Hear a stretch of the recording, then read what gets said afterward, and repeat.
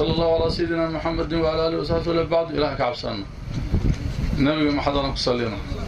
إلهي سبحانه وتعالى وإحنا قتيبان كهرنا وإحنا لقوا جيلنا فلنا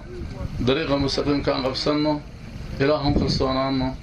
عابد أنت أنكري كرنا أن كبغنا أنت أنكري كرنا إنا لله وإنا إليه راجعون هذا كان وحي الله عبد الله علي حسن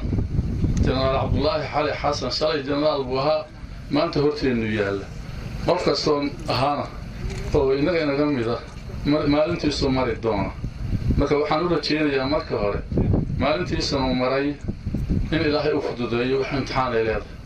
wixii dambi uu ku lahaa Ilaahay ka dhaaf haddaan taariikhdiisa iyadaan ka soo qaato way badan tahay waayo waqtiyo badan buu soo maray waqti koritaan buu soo maray waqti dawladda Soomaaliya shaqadeeda ku jiro soo maray waqti halgan dibadda ah oo SSDF oo haragii wax dhisay ayuu soo maray waqti ka dambeeyay oo Puntland buu soo maray ilaa maanta la soo gaaray oo geeriyooday Allahu naxariistay Abdullah Ali Mire waa magaca bisu ku lamaan yahay caraysna waa naanays ma ahayn carab badan laakiin dadku caruurtu magacu meel uu ka raaca marka hore Abdullah Ali Hassan wuxuu dhashay 1948 كودي جنوي هويدي سبحان الله رجل عاشق إسلام فارح إسلام آدم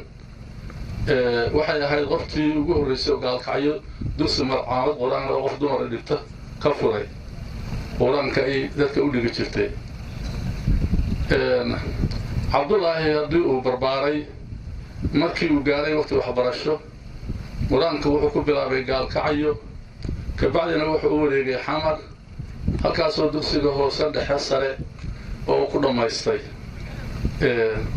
haduu dugsiga hoose dhexe ku dhamaystay oo secondary banaadir ka baxay kadib waxa loo qaatay ciidamada qalabka sida Soomaaliya xoogga dalka Soomaaliya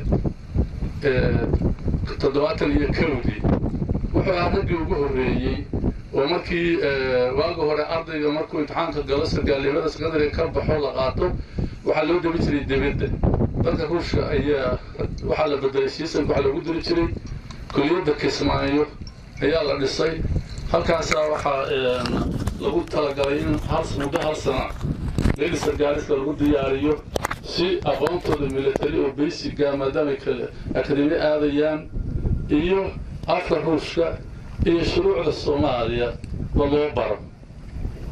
hal sano kadibna markay dhamaysteen gruupka wadkoodii waxay aadeen dalka midowga Sovieti kulliyadda engineering ku bishay ayuu galay engineering ayuu soo dhameeyay markuu soo dhameeyay waqtiyadii dagaaladu ka cayeen ayuu yimi 77 gadaadigiisi ka bacdi dagaalkii goobtu maray uu ka qayb galay wuxuu ka shaqeeyay guutada saddexaad ee gantaalaha injineerka wuxuu ahaa gantaalaha ayuu soo bartay Sam Tree ayuu soo bartay daynila ayuu ka shaqeeyay markaas xarunta guutada saddexaad ahayd ka bacdi Hargeysa ayuu saldhigga ciidanka cirka ku leeyahay ka shaqeeyay ka bacdina wuxuu ka shaqeeyay Berbera saldhigga Berbera ee ciidanka cirka ayuu ka shaqeeyay in muddo 79 horaanteedii wuxuu ku biiray ururka SSDF halkaas oo saraakiishii lagu diyaariyay oo ahaa ururka SSDF dhistay xilal kala bedelan oo ka qabtay xilal kala bedelan taliya qayb waa noqday taliya saldhig waa noqday taliya qayb oo badnaa qaybaha badan oo markaas SSDF ka soo ka koobnaydna inta badan uu soo xukumay soo taliya qayba kadib markii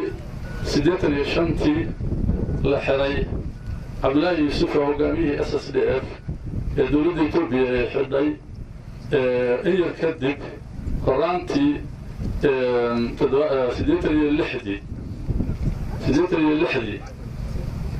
86 bisha Oktoobar waxaa la xiray Abdullahi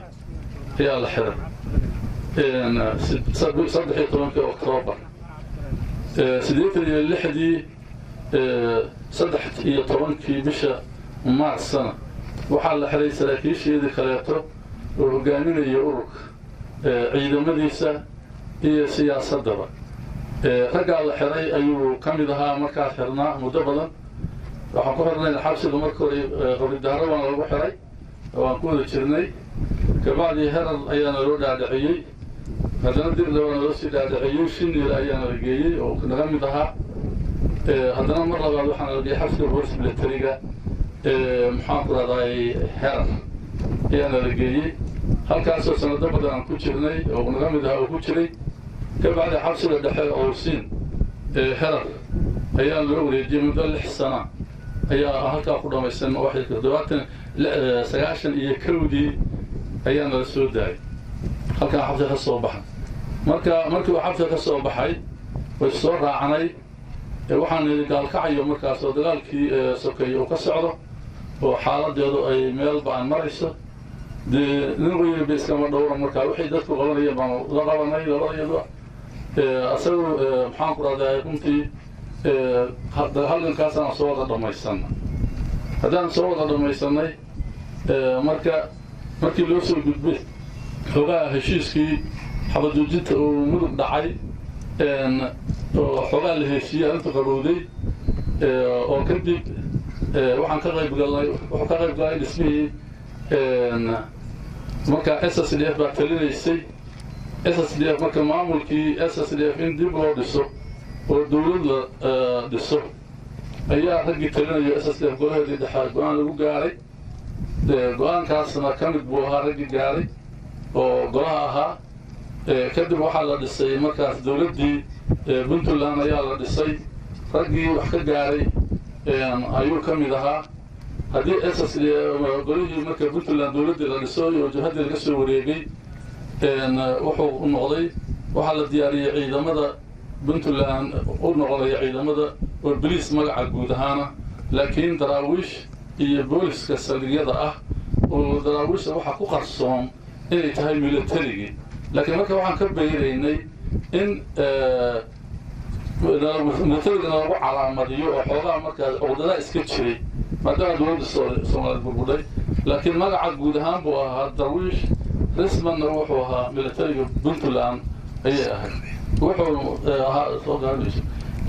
ahaa maxaan ku raday marka taliyihii ninba salbariga la magacaabay markii hore salbariga isagoo xilki bilaabay ayuu dhintay Allah naxariisto kadibna waxaa loo magacaabay taliyaha ciidanka daraawiishta puntland ayaa loo magacaabay xilkaasoo uu muddo dheer hayay ilaa iyo maxaan ku raday laga soo gaaro 2007 laga soo gaaro ayuu xilkaas hayay inta ka dambeysay wuxuu ahaa talooyin kala badan oo la taliye madaxweynaha u badan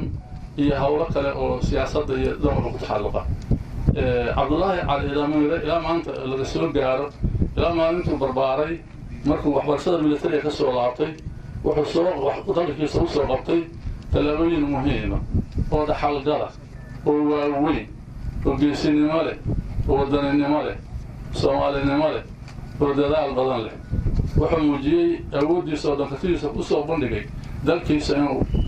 u shaqeeyo dalka iyo dadka iyo diinta ayuu ku soo dhamaystay ilaa maalintii shalay ahayd oo ay ahayd tiisii uu ku dhamaatay ay dhamaatay Cabdullaahi marka wuxuu ifka kaga tegay 2 xaas iyo 11 carruur nuuro iyo hodan oo isla dadka ah 11kaas 4 gabdhood iyo 7 wiil wuxuu ahaa nin degan oo dabeecad maqaan oo bulshada Soomaaliyeed cid walba si wanaagsan ula dhaqma oo cid kasta xiriir la leh oo aan cidna ka qaban ayuu ahaa tabartiisa wixii ah nin dadka uu gacanta ku hayo u dadaalo ayuu ahaa ninka isbarteen inuu sanacayn marnaba ayuu ahaa laakiin hadda ilaahay baa la tagay wuxuuna noloshiisa ku soo dhamaystay halgan ilaa sanadkiisii u timay oo geeriyooday waxaan marka ku soo ururinayaa ninkaas halyeyga oo maanta aaska qaran halkan loogu hayo ilaa madaxweynihii Puntland iyo madaxdooda wada taagan tahay cidii uu ka tagay carruurtiisu waa yaryar radiyadii halganka tagay saan u lahayn adduunka marabka korka leefi doontaan baad baash ka soo ururtay carruurtiisu waa yaryar xoolo lama tagin هذا الله هو ريح برشة الجامعة اللي كتيران بعض مريضي أنت كان ريح برشة اللي كتيران عندي مكان الله هاي ويسن حسوسين مقنعشها أبوه يسن حسوسين إنه أبوه قلت وحوالي متوعده أبوه مقنعشها ومغير كتبي يمشي وكتبي أي يدلوا في رأيه وحن دولة أسبوع السنة يا سعيد عبد الله لا دولة عروض تأسيس عنها الوقت وسلام وحي كدام بيا يهدي كل هراء شريه الله قرن يحي كدام بيا سي الله حسوسا دبوا وحسوسا بياش بيزياش الدلكة هي ذاتك اللي انت نقطة الأسوة تاريخ دي ان سير دبوا وشلعة واحتكي سنة الله بلان قاعدة دولدنا قعان تقوها وتعطي أحبرشتها هي هدي النورتها ان تبا ان آد ومهسنتهين iyadoo aan soo koobay inta buugbaa laga qori karaa fara badan way taariikho dhaadheer oo kala duwan weeye laakiin waxaan ku soo ururinayaa hadda intaasaan ku soo ururinayaa waa salaamantihiin dhammaan madaxweynaha Puntland iyo dowladda cusub dowladda hore oo la saagootiyay oo madaxweynaha hadda meesha iyadoo ay taagan tahay iyo dhammaan walaha wasaaradda jooga saraakiisha ciidamada qalabka sida guddiga shaqaynayay odayaasha isimada ka soo qaybgalay aaska iyo maxaa dhammaan bulshada noocyada kala duwan ee halkan joogaba salaam diiran baan u diray waxaan leenahay ilaahay Cabdullaahi Cali Xasan baa magaciisa rasmiga ah ilaahay samir iimaan naga siiyo asagana jannatu huduusa Allah ka waraabiyo ciidamada qalabka sida